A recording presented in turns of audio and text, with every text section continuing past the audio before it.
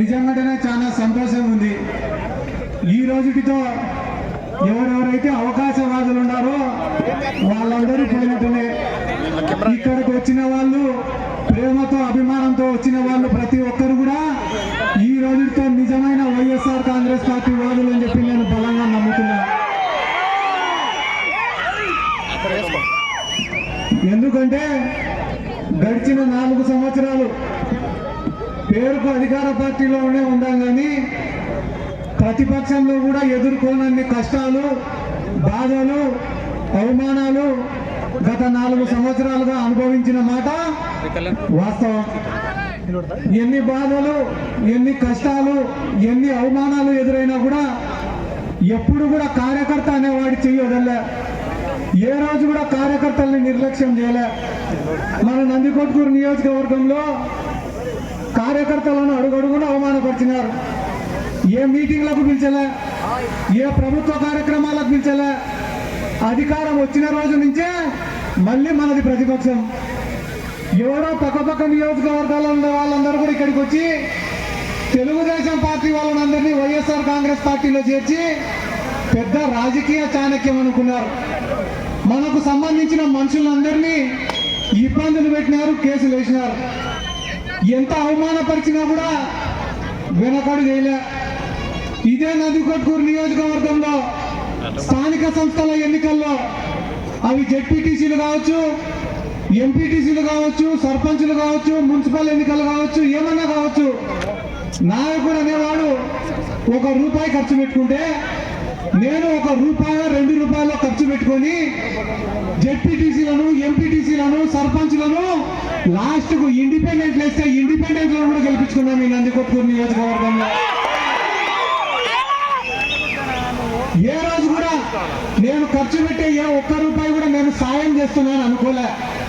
ఎందుకంటే ఈరోజు నేను అనుభవిస్తున్న ఈ హోదా కానీ, నేను ఉన్న ఈ స్థాయి కానీ ఇవన్నీ కేవలం మీరు నాకు ఇచ్చిన హోదానే. కాబట్టి నేను ప్రతిరోజు మీకు పని చేయాలని చెప్పి ఒక బాధ్యతగా అనుకున్నాను తప్ప ఏ రోజు కూడా సాయం చేసినట్లా నేను ఫీల్ కాలేదు. ఈరోజు ముఖ్యంగా మీకు ఒక విషయం చెప్తున్నా. ముఖ్యంగా జగన్మోహన్ రెడ్డి గారికి మా యొక్క బాధని తెలియజేస్తున్నా. ఎందుకంటే కార్యకర్త అనేవాళ్ళు లేకుంటే ఏ రాజకీయ పార్టీ కూడా లేదు. 4.5 సంవత్సరాలుగా ఇన్ని అవమానాలు పడి మనని ఒక్క పని జరగకపోయినా కూడా ఒక్క పిలుపుతో ఇన్ని వేల మంది వచ్చినారంటే నందికొట్కూరు నియోజకవర్గంలో వైఎస్ఆర్ కాంగ్రెస్ పార్టీ అనేది ఎంత బలంగా ఉందో ఒక్కసారి అధిష్టానం వాళ్ళు కూడా గమనించుకోవాల్సిన అవసరం ఉంది.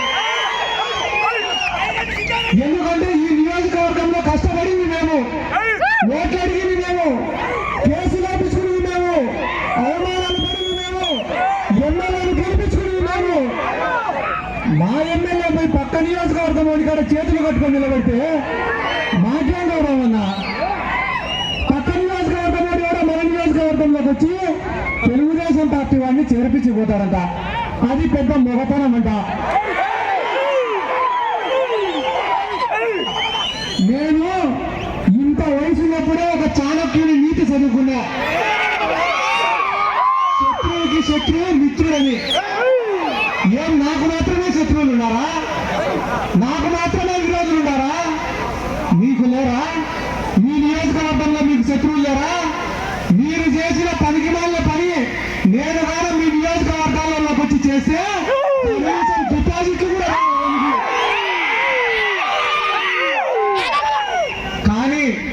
కానీ ఈ పార్లమెంట్ పరిధిలోనే కాదు, ఎక్కడ కూడా ఏ రాజకీయ పార్టీ నాయకుడితో కూడా నాకు శత్రుత్వం అనేది లేదు. కానీ నేను వైఎస్ జగన్మోహన్ రెడ్డి గారి కింద పనిచేస్తున్నా, వైఎస్ఆర్ కాంగ్రెస్ పార్టీలో పనిచేస్తున్నా. ఒక పార్టీ, ఒక నాయకత్వం, ఒక సిద్ధాంతం అని అనుకున్నప్పుడు అవతల వాడు ఎవడైనా కూడా నాకు శత్రువుతోనే సమానం అని చెప్పి తెలుగుదేశం వాళ్ళతో నేను శత్రుత్వం పెట్టుకునే తప్ప వ్యక్తిగతంగా నాకు ఏమంతా శత్రుత్వాలు ఉంటాయి. కానీ నందికొట్కూరులోకి వచ్చి రాజకీయం చేయాలని అనుకునే వాళ్ళు ప్రతి ఒక్కరికి కూడా నేను చెప్తానా, ఇప్పటికైనా మీ పెద్దరికం, మీ గౌరవం కాపాడుకొని హుందాగా వ్యవహరించండి. లేదు ఈ బ్రోకర్ పనులు మేము మానుకోమంటే ఈ రోజు నుంచి రాజకీయం అనేది వేరే రకం ఉంటుంది. ఎందుకంటే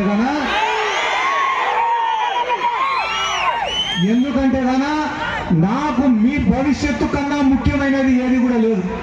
మీ మంచి కన్నా, మీకు మేలు జరిగేదానికన్నా వేరేది ఏది కూడా నాకు ముఖ్యం కాదు. చివరికి మీరు బాగుంటారనుకుంటే ఆ నిమిషమే నా ప్రాణం ఇచ్చేదానికి కూడా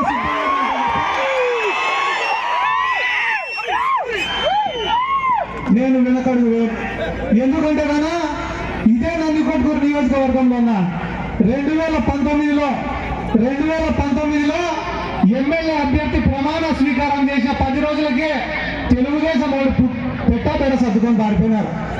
ఒరే చిక్కిందర అధికారం సిద్ధార్థ రెడ్డి గారికి, ఒరే దొరికినామంటే కోడి పిల్లని ఎత్తుకపోయినట్టు ఎత్తుకపోతారు. కానీ 10 రోజులు తిరగకముందే ఎవడైతే అధికారులు మా పైన కేసులు పెట్టారో, ఎవడైతే అధికారులు మమ్మల్ని ఇబ్బంది పెట్టినారో వాళ్ళని తెచ్చి ఇదే నందికొట్కూరులో పోస్టింగ్లు వేసినారన్నారు. ఇదే నందికొట్కూరు మున్సిపాలిటీకి అంకిరెడ్డి అని చెప్పి ఒక ఆయన మున్సిపల్ కమిషనర్ చేసినారు. ఆయన ఈరోజు ఎక్కడ ఉన్నాడో తెలుసా అన్న? ఉద్యోగానికి రాజీనామా చేసిపోయి తెలుగుదేశం పార్టీ కార్యకర్తగా పనిచేస్తాను ఆ డోన్లో. అటువంటి వాళ్ళని ఎంతో మందిని నందికొట్కూరుకు తీసుకొని వచ్చి ప్రతిరోజు ఇబ్బందులు పెడుతుంటే ఒక సీఐ వచ్చినాడు నా ఇంటికాడికి. వచ్చి అన్న నువ్వే పలానా రాజకీయ నాయకుడిని కలిసి రాబో, నీ పైన ఉన్న కేసులన్నీ తీపిస్తామన్నాడు. ఒరే నాకు నచ్చకుంటే, ప్రజలకు కీడు చేస్తే, ప్రజలకు హాని తలపెడితే నా కుటుంబాన్నే లెక్క చేయలే నేను, శత్రువునే లెక్క చేయలే నేను, పెద్ద పెద్ద మంత్రులనే లెక్క చేయలే నేను. ఆఫ్టర్ నీ పోలీసు అంటారా? నాకు గంట టైం ఇస్తానా? వారంతా వాడు ట్రాన్స్ఫర్ పెట్టుకొని పోతాడా?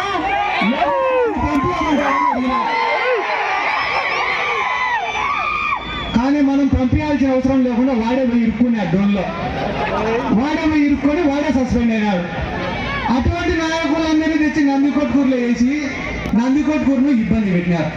ఈ రోజుకి కూడా ఇంటి పట్టాలు కావాలని కొట్లాడుతున్నారు, 98 జీవో కింద ఉద్యోగాలు కావాలని కొట్లాడుతున్నారు, కేజీ రోడ్డు వేయాలని కొట్లాడుతున్నారు, మిర్చూరుకు లిఫ్ట్ ఇరిగేషన్ కావాలని కొట్లాడుతున్నారు, మండలంలో లిఫ్ట్ ఇరిగేషన్ కావాలని కొట్లాడుతున్నారు, మండలానికి లిఫ్ట్ ఇరిగేషన్ కావాలని కొట్లాడుతున్నారు, మా పంటలకు సాగునీరు కావాలని కొట్లాడుతున్నారు, నందికొట్కూరులో తాగునీరు కావాలని కొట్లాడుతున్నారు. ఇన్ని సమస్యల పైన అర్జీలు ఎత్తుకొని పోయి ముఖ్యమంత్రి గారికి నేరిస్తుంటే ఈ నందికొట్కూరులో మాత్రం ప్రోటోకాల్ కోసం కొట్లాడే పనికి మాలు ఉన్నాడు. పొద్దున్న లేచేపటి నుంచి తప్పుడు ప్రచారాలు, తప్పుడు కూతాలు. ఏంటివి ఆ తప్పుడు ప్రచారాలు అంటే, ఈ వయసులో ఏమన్నా ముద్ర ఏమని చెప్పన్నా తట్టుకుంటా. ఇక్కడికి వచ్చిన వాళ్ళల్లో బీసీలు ఉన్నారు, ఎస్సీలు ఉన్నారు, మైనారిటీలు ఉన్నారు, ఓసీలు ఉన్నారు, పేదవాళ్ళు ఉన్నారు, డబ్బులు ఉన్న వాళ్ళు ఉన్నారు, రైతులు ఉన్నారు, వ్యాపారం చేసుకునే వాళ్ళు ఉన్నారు, ఉద్యోగస్తులు ఉన్నారు, విద్యార్థులు ఉన్నారు, అన్ని రకాల ప్రజలు కూడా ఇక్కడ ఉన్నారు. అందరూ కలుపుకొనే పోతున్నారు కదా. ఎంతో మంది ఎస్సీలు వాళ్ళ ఇళ్లకు ప్రేమగా పిలిచి నాకు కూడు పెడుతున్నారు కదా. అటువంటి తరుణంలో ఇంత ప్రేమ ఉన్న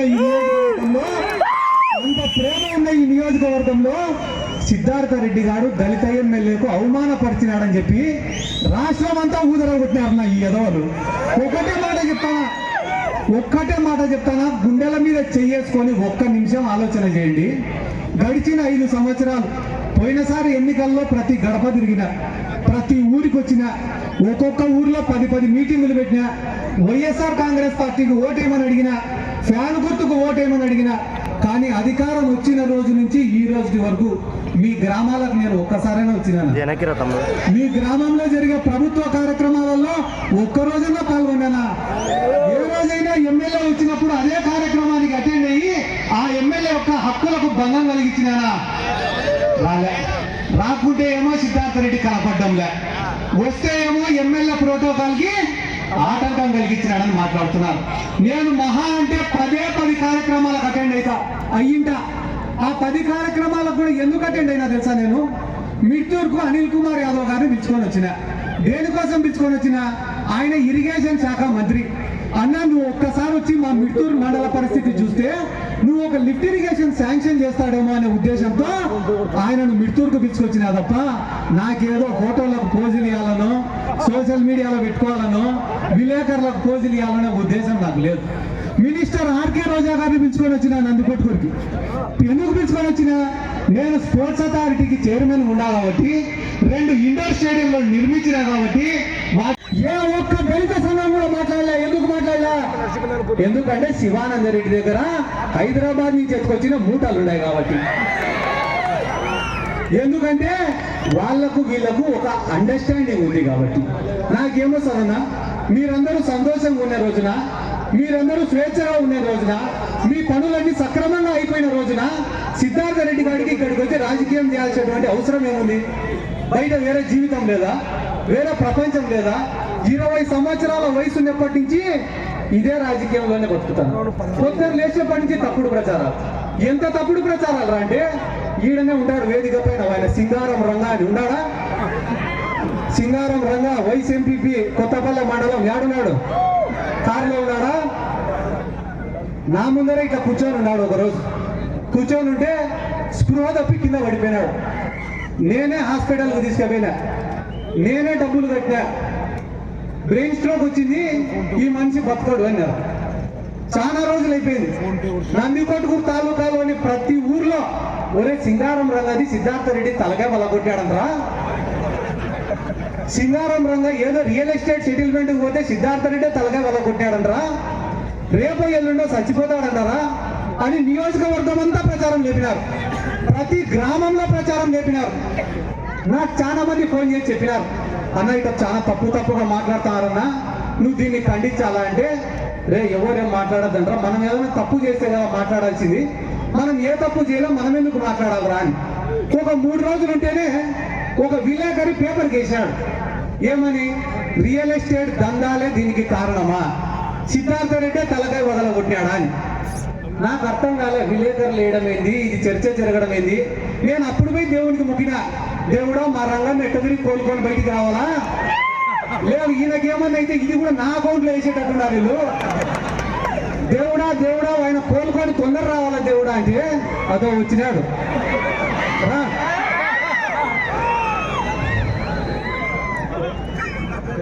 ఆయన కోలుకోవాలని కోరుకునే తర్వాత పాపం కోలుకున్నాడు. కోలుకునే తర్వాత తల పగలగొడితే ఇచ్చే ట్రీట్మెంట్ కి, బ్రెయిన్ స్ట్రోక్ వస్తే వచ్చే ట్రీట్మెంట్ కి తేడా ఉండదా? ఖచ్చితంగా ఉండదు. ఈయన కోలుకొని ఈ రోజు నా పక్కన నిలబడుకున్నాడు కాబట్టి ఈయనకు బ్రెయిన్ స్ట్రోక్ వచ్చిందా లేకుంటే మేము తల వదలగొట్టాడా అని ప్రపంచానికి చెప్పడానికి ఒక నిజం నా పక్కన ఉంది. అదే ఏమన్నా అయ్యింటే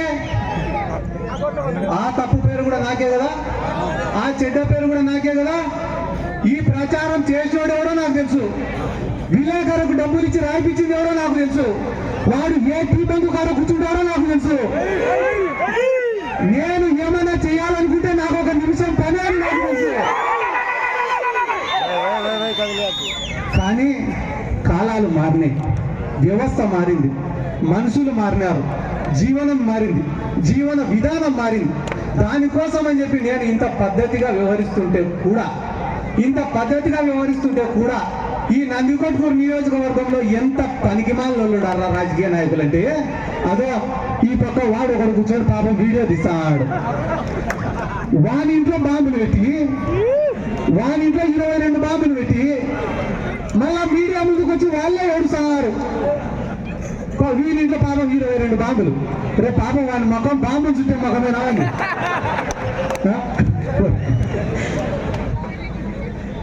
22 బాంబులు పెడితే ఒక సామాన్యుడు, ఒక అమాయకుడు, ఒక దిగువ మధ్యతరగతి కుటుంబంలో ఉండే ఒక వ్యక్తి ఇంట్లో 22 బాంబులు పెట్టి మళ్ళా వాళ్ళే పోలీసులకు కంప్లైంట్ పెట్టి కేసులలో ఇరికేయాలని అనుకుంటుంటే, నేను జగన్ సార్ని కానీ అధిష్టానాన్ని కానీ కోరుకునేది ఒక్కటే సార్, నేను ఎప్పుడు మీ దగ్గరకు వచ్చి సమస్యలు చెప్పినా అది మీరు నా వ్యక్తిగత సమస్య అనుకుంటున్నారు. నేను ఏ రోజు మీ దగ్గరకు వచ్చి మాట్లాడినా అది నా వ్యక్తిగత సమస్య కాదు సార్. ఇక్కడ ఉన్న వేల మంది ప్రజల సమస్యలే మాట్లాడినా తప్ప నా వ్యక్తిగత సమస్యలు ఎప్పుడు నేను మాట్లాడలేదు. అందరు రాజకీయ నాయకులు చెప్తుంటారు, నా దగ్గర ఒక 10 రూపాయలు సంపాదిస్తే దాంట్లో ఒక 8 రూపాయలు మీకోసమే ఖర్చు పెట్టా అని అందరూ చెప్తా ఉంటారు. కానీ నేను మీకు ఒక మాట చెప్తా, గుర్తు పెట్టుకోండి. నేను 10 రూపాయలు సంపాదిస్తే 15 రూపాయలు ఈ నియోజకవర్గం కోసం నేను ఖర్చు పెడతానా? నేను ఖర్చు పెట్టడానికి కూడా కారణం ఏమరా అంటే మీ ఓట్ల కోసమో మీ మొప్పు కోసమో కాదు. ఏ రోజైనా నేను మీ ఊరికి వస్తే అరే సిద్ధార్థ రెడ్డి వచ్చినాడు, మా పిల్లోడు వచ్చినాడు అని చెప్పి మీ ఇంటికి దానికి కారణం మీరు తప్ప ఎవరున్నారని కూడా ఈ సందర్భంగా నేను అడుగుతాను. ఎందుకు? ఇంకొక ముఖ్యమైన విషయం, ఇట్లాంటి తప్పుడు ప్రచారాలు అనేటివి కూర్చో తమ్ముడు వాళ్ళు కొట్టేటట్టున్నారు.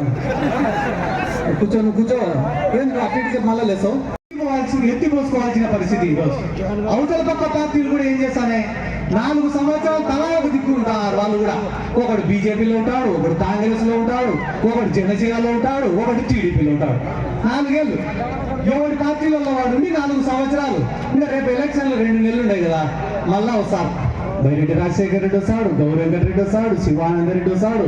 ఇప్పుడు కొత్తగా మొన్న పోయిన తాజా మాజీ ఎమ్మెల్యే వస్తాడు. తాజా మాజీ ఎమ్మెల్యే అందరూ వచ్చి మళ్ళా ఇదే పటేల్ సెంటర్లో నిలబడుకొని మీకు అభివృద్ధి కావాలంటే మాకు ఓటు వేయండి అని అడుగుతారు వాళ్ళు. అప్పుడు మీరేమడగాల? ఇన్ని సంవత్సరాలు తిట్టుకొని కొట్టుకొని కేసులు వేయించుకొని నిన్న మొన్నటి వరకు కేసుల కోసం కోర్టు చుట్టూ తిరిగిన మీరు ఏ ముఖం పెట్టుకొని కలిసినారా అని ఒక్క మాట అడగండి అన్న నా కోసం. ఒకే ఒక్క మాట అడగండి నా కోసం. ఎందుకంటే అన్న వీళ్ళకేంలే ఈరోజు ఏ గ్రామానికి పోయినా వైఎస్ఆర్ కాంగ్రెస్ పార్టీనే ఉందన్న. సచివాలయాలను చూస్తే గుర్తొచ్చేది వైఎస్ఆర్ కాంగ్రెస్ పార్టీ, ఆర్బీకేలను చూస్తే గుర్తొచ్చేది YSR Congress party, health centre ని చూస్తే గుర్తొచ్చేది YSR Congress party, mini godown చూస్తే గుర్తొచ్చేది వైఎస్ఆర్ కాంగ్రెస్ పార్టీ, జగనన్న కాలనీలను చూస్తే గుర్తొచ్చేది వైఎస్ఆర్ కాంగ్రెస్ పార్టీ, వాలంటీర్లను చూస్తే గుర్తొచ్చేది వైఎస్ఆర్ కాంగ్రెస్ పార్టీ, పెన్షన్ తీసుకునేటువంటి చూస్తే గుర్తొచ్చేది వైఎస్ఆర్ కాంగ్రెస్ పార్టీ, అసైన్మెంట్ పట్టాలు ఇచ్చింది వైఎస్ఆర్ కాంగ్రెస్ పార్టీ, లక్షల కోట్ల రూపాయలు సంక్షేమ రూపకంలో ఇచ్చింది వైఎస్ఆర్ కాంగ్రెస్ పార్టీ, సురక్ష పేరిటిన సర్టిఫికేట్ ఇచ్చింది వైఎస్ఆర్ కాంగ్రెస్ పార్టీ, ఆరోగ్య సురక్ష కింద వైద్యం చేపించింది వైఎస్ఆర్ కాంగ్రెస్ పార్టీ. ఇన్ని రకాలుగా వైఎస్ఆర్ కాంగ్రెస్ పార్టీ మనకు మేలు చేస్తుంటే తెలుగుదేశం వాళ్ళు లాస్ట్ 2 నెలలు ఈ రోజు వచ్చి సంచులు ఎత్తుకొని వచ్చి నందికొట్కూరులో గెలుస్తామంటున్నారు. అది అయ్యేది లేదు, పోయేది లేదు, వాళ్ళు వచ్చేది లేదు, సచ్చేది లేదు. మళ్ళా చెప్తానా, నాలో నిజాయితీ ఉన్నంత వరకు, నేను నిజాయితీగా ఉన్నంత వరకు, మీకోసం నిజాయితీగా పనిచేసినంత వరకు ఆ దేవుడు కూడా నా వెంట ఉంటాడని చెప్పి బలంగా నమ్ముతున్నాను. ఎందుకంటే ఈరోజు జగన్మోహన్ రెడ్డి గారు మన పైన ఒక పెద్ద బాధ్యత పెట్టారు. మొన్నటి ఎన్నికల్లో గెలిచి రాజకీయంగా నిలబడినాం. ఈసారి ఎన్నికల్లో గెలిస్తే రాజకీయంగా నిలదొక్కుంటాం. కాబట్టి ఈసారి మనకు అభ్యర్థిగా దారా సునీర్ గారిని పంపించినారు వైఎస్ జగన్మోహన్ రెడ్డి గారు. వైద్యుడు, విద్యావంతుడు, చాలా చిన్న స్థాయి నుంచి ఈ రోజు రాష్ట్రంలోనే ఒక ఉన్నత స్థాయికి ఎదిగిన వైద్యుడు డాక్టర్ సుధీర్ గారు. ఇప్పుడు తెలుగుదేశం పార్టీ వాళ్లకు వేరే కారణాలు లేవు, కూర్చోండి, వేరే కారణాలు లేవు. కాబట్టి ఇప్పుడు అర్జెంటుగా వాళ్ళు ఎత్తుక్కునే అంశాలు ఏంటంటే అంటే లోకల్, నాన్ లోకల్. గడిచిన 5 సంవత్సరాలుగా శివానంద రెడ్డి ఈ నియోజకవర్గంలో ఎన్ని రోజులు ఉన్నాడో ఏళ్లపైన చెప్పచ్చు. 5, 10, 15 అని. వాళ్ళు లోకలు, మనం నాన్ లోకల్. ఈ నియోజకవర్గాన్ని అడ్డం పెట్టుకొని వేల కోట్ల ఆస్తులు సంపాదించి హైదరాబాద్లలో, ఊటీలలో, కోయంబత్తూరులో, ఢిల్లీలో ఆస్తులు సంపాదించుకునేటోళ్ళము లోకలు. యాన్నో డబ్బు సంపాదించుకొని వచ్చి నందికొట్కూరులో ఖర్చు పెట్టా అన్యాయన నాన్ లోకల్. సున్నిపేటలో 6 సంవత్సరాలు, 22 సంవత్సరాలు కర్నూలులో వైద్యం చేసినాడు నాన్ లోకలు. సారా దాగి పడిపోయేటోళ్ళేమో లోకల్. ఇవన్నీ మనం ఈ రోజు కావాలని చెప్పుకునేదానికి ఏం లేవు. ఇప్పుడు చంద్రబాబు నాయుడు వచ్చి ఏదైనా మేనిఫెస్టో చెప్పి నమ్మేటోడు ఎవడు? నమ్మేటోళ్ళు ఆ పవన్ కళ్యాణ్ నమ్ముతాడంటావా? మీరు అస్సలు ఉన్నారు. కాబట్టి చంద్రబాబు నాయుడు ఎవరైనా చెప్పి మేనిఫెస్టో చెప్పినా నమ్మే పరిస్థితి లేదు. కానీ ఒక 10 రోజుల తర్వాత జగన్మోహన్ రెడ్డి గారు వచ్చి ఒక మేనిఫెస్టోని ప్రకటిస్తే విద్యార్థులు పరీక్షల రిజల్ట్స్ వస్తే ఎటెత్తుకుంటారు పేపర్ కాడికి, నా పేరుందా లేదా, నా పేరుందా లేదా అని. అట్లా జగన్మోహన్ రెడ్డి గారు మేనిఫెస్టో ప్రవేశపెడితే రాష్ట్రంలో ఉండే ప్రజలందరూ కూడా అంత ఆతృతగా ఎదురు చూసే పరిస్థితి. ఎందుకు? మాట చెప్తే అది చేస్తాడు కాబట్టి, మాట ఇస్తే దాన్ని నిలబెట్టుకుంటాడు కాబట్టి 5 సంవత్సరాల ముందన్న, కరెక్ట్గా 5 సంవత్సరాల ముందర 2019 ఎన్నికల సమయంలో సిద్ధార్థ రెడ్డి అనే వానికి అనుభవం లేదు, రాజకీయాల పైన అంత అవగాహన కూడా లేదు. నాకు తెలిసింది రెండే, పైన జగన్ తెలుసు, కింద మీరు తెలుసు, మధ్యలో ఉండే వ్యవస్థ ఏది కూడా నాకు తెలియదు. ఎలక్షన్లు అయిపోయిన వెంటనే ప్రతిపక్షం మాదిరే, ప్రజలకు పనులు ఎట్లా చేయాలో తెలియదు, ఏదైనా ఇబ్బంది వస్తే ఎవరిని అడగాలో తెలియదు. కానీ ఈ 5 సంవత్సరాలలో పనులు ఎట్లా చేయించుకోవాలో తెలుసు, పనుల కోసం ఎట్లా పోరాడాలో తెలుసు. ఒకనొకప్పుడు 10 మంది ఎమ్మెల్యేలను మన కాడికి పిలుచుకునే పరిస్థితి, కానీ ఈ రోజు రాష్ట్రంలో ఉండే ఎమ్మెల్యేలందరూ పిలుచుకునే పరిస్థితి. ఇదే నందికొట్కూరు మున్సిపాలిటీలో కూడా ఇండిపెండెంట్ వేస్తే ఇండిపెండెంట్ కూడా గెలిపించినారన్న ఇక్కడ ఉండే ప్రజలు. నేను కూడా అనుకున్నా, తిరిగిన 16 కోట్ల రూపాయల అడిషనల్ గ్రాంట్ ఈ నందికొట్కూరు మున్సిపాలిటీకి తీసుకొని వచ్చిన, 16 కోట్ల రూపాయల అడిషనల్ గ్రాంట్ ఈ నందికొట్కూరు మున్సిపాలిటీకి తీసుకొని వచ్చిన. జనరల్ ఫండ్ కానీ, జీజీఎంపీ నిధులు కానీ, 14th ఫైనాన్స్ లో చేసిన పనులు కానీ, 15th ఫైనాన్స్ లో చేసిన పనులు కానీ, 30 పడకల ఆసుపత్రి కానీ, 3000 ఇళ్ల పట్టాలు కానీ, 1800 మందికి హౌసింగ్ కానీ, ఇదే ఏబిఎం పార్క్ లో ఉండే ఒక పార్క్ కానీ, షాదీఖానా కానీ, ఇవన్నీ కూడా మన వైఎస్ఆర్ కాంగ్రెస్ పార్టీ అధికారంలోకి వచ్చినాక చేసినట్టుగా. మనకన్నా ₹1 ఎక్కువ పని చేసింటే కూడా ఓటు అడగాల్సినటువంటి అవసరం లేదు, అనుభవం లేదు, పిల్లోడు ఏం చేయలేడు అని చెప్పినా, ఇన్ని ఇబ్బందులు పెట్టినా, నా పనులు కాకుండా ఆపినా, కేవలం మీ దగ్గర నాకు మాట రాకూడదనే ఉద్దేశంతోనే కష్టపడి తిరిగి పని చేసుకున్నా తప్ప నాకు వచ్చే కిరీటం లేదు, నాకు వచ్చే పదవి కూడా లేదు అని చెప్పి ఈ సందర్భంగా నేను తెలియజేసుకుంటూ, రానున్న రోజులలో ఈరోజు పరిచయ కార్యక్రమం పెట్టినాం ఎమ్మెల్యే గారిది. అయిపోయిన తర్వాత ఈ నెల 11వ తేదీన మనమందరం అనంతపురం పోవాలా. దాదాపుగా మన నియోజకవర్గం నుంచే 10,000 మంది అనంతపురంలో జగన్మోహన్ రెడ్డి గారు చేసే సిద్ధం కార్యక్రమానికి ఇక్కడి నుంచి తరలిపోవాలని చెప్పి ఈ సందర్భంగా నేను తెలియజేస్తుంటూ, ఆ కార్యక్రమం అయిపోయిన వెంటనే మేనిఫెస్టో విడుదల చేస్తాడు. ఆ మేనిఫెస్టో తీసుకొని గడప గడప తిరగాల, గడప గడపకు పోయి జగన్మోహన్ రెడ్డి గారు రేపు మళ్ళా ముఖ్యమంత్రి అయిన తర్వాత ఏమేం చేస్తాడనేది వివరించి చెప్పాలా. దాని తర్వాత ఎన్నికల ప్రచారం చేయాలా, దాని తర్వాత ఎమ్మెల్యే అభ్యర్థిని గెలిపించుకోవాలా. ఈ 60 రోజులు కష్టపడాలా. ఎవరి జీవితాలు వాళ్ళకుండే, ఎవరి కుటుంబాల వాళ్ళకుండే, ఎవరి పనులు వాళ్ళకుండే. కానీ ఈ 60 రోజులు కూడా రోజులో ఒక గంట సేపు మాత్రం పార్టీ కోసం, మనకిచ్చిన పదవుల కోసం కష్టపడాలన్న, పార్టీ చేసిన మంచి గురించి ప్రజలకు వివరించి చెప్పండి అన్న. ఎందుకంటే జగన్మోహన్ రెడ్డి లాంటి మంచి నాయకుడిని మనం గాన పోగొట్టుకుంటే నెక్స్ట్ వచ్చేదంతా కూడా రాక్షసులు, రాబందులే. ఒక్కటే మాట చెప్పండి, ప్రతి గడపకు పోయి కూడా చేతులు కట్టుకొని తలదించుకొని చెప్పులు వదిలేసి బతికే బానిస బతుకులు కావాలా, లేకుంటే కాలరెగిరేసి దమ్ము ధైర్యంతో బతికే జగన్మోహన్ రెడ్డి పాలన కావాలని ఒక్కసారి. పెన్షన్ కావాలన్నా, రేషన్ కావాలన్నా, ఒక లోన్ కావాలన్నా, ఏది కావాలన్నా కూడా జన్మభూమి కమిటీల ముందర చేతులు కట్టుకునే రోజులు అవి. ఈ రోజు ఇంటికి వచ్చి పథకాలు ఇచ్చిపోయే రోజులు ఇవి. ఊర్లో ఇద్దరు బాగుండాలంటే తెలుగుదేశానికి ఓటేయమనండి, ఊరు మొత్తం బాగుండాలంటే వైఎస్ఆర్ కాంగ్రెస్ పార్టీ. ఈ రోజు తన జెండా కట్టి ఖచ్చితంగా జనంలోకి పోతాం. రానున్న రోజుల్లో అన్ని గ్రామ పంచాయతీలు తిరుగుతాం, ఒక్కొక్క గ్రామానికి జరిగిన మేలుని వివరిస్తాం. రానున్న రోజుల్లో నందికొట్కూరు నియోజకవర్గానికి ఏం చేస్తామో కూడా చెప్పి ప్రజల మనసులు గెలిచి ఓట్లు అడుగుతామని చెప్పి ఈ సందర్భంగా నేను తెలియజేస్తుంటూ, చివరిగా ఒక్క మాట, ఎప్పుడైనా కూడా ఒక పార్టీ, ఒక నాయకత్వం, ఒక సిద్ధాంతం అనేది ఉండాలి. 2 పడవల పైన ప్రయాణం ప్రమాదకరం, 2 పడవల పైన ప్రయాణం ప్రమాదకరం. అది కూడా ఏ రకంగా నేను ఒక ఉదాహరణ అడుగుతూ మీకే చెప్తా. శివానంద రెడ్డి టీడీపీలో ఉన్నాడు, గౌరవ వెంకటరెడ్డి వైసీపీలో ఉన్నాడు. బావా నువ్వు ఆ పార్టీ వస్తే నీది, బావా బామ్మర్ది ఈ పార్టీ వస్తే నాది అన్నారు. ప్రజలు తిక్కోవాలనుకున్నారు, పార్టీ అధినాయకులు తిక్కోవాలనుకున్నారు. పాపం ఈరోజు 2 పార్టీలు కూడా పంగనామాలు పెట్టే పరిస్థితి వచ్చింది. వైసీపీలోకి ఎంట్రీ లేదు, ఆడ ఉన్న సీట్లన్నీ రాజశేఖర రెడ్డి ఎత్తుకోతా ఆడక. దానికోసమే నేను అది పై స్థాయి నాయకుడికైనా కింద స్థాయి నాయకుడికైనా ఒకటే మాటలే, మనం పని చేసినా బతికినా ఒక పార్టీ, ఒక నాయకత్వం, ఒక సిద్ధాంతం, అంతే తప్ప పూటకో పార్టీ, అవసరానికి ఒక నాయకుడిని మారిస్తే ప్రజలు కూడా నమ్మే పరిస్థితి ఉండదు. ఒక గ్రామంలో మెజార్టీ తెచ్చుకోవాలంటే 10 గ్రూపులు మన కారు ఉండాల్సినటువంటి అవసరం లే. ఒక గ్రామంలో మెజార్టీ తెచ్చుకోవాలంటే 10 గ్రూపులు మన కారు ఉండాల్సినటువంటి అవసరం లే. నీతిగా నిజాయితీగా కష్టపడే ఒక నిజాయితీ గల కార్యకర్త ఒక్కడునే చాలని అందరూ కలిసి వచ్చేది మేమే సిచ్చుతాం పొడుస్తామని అంటారట.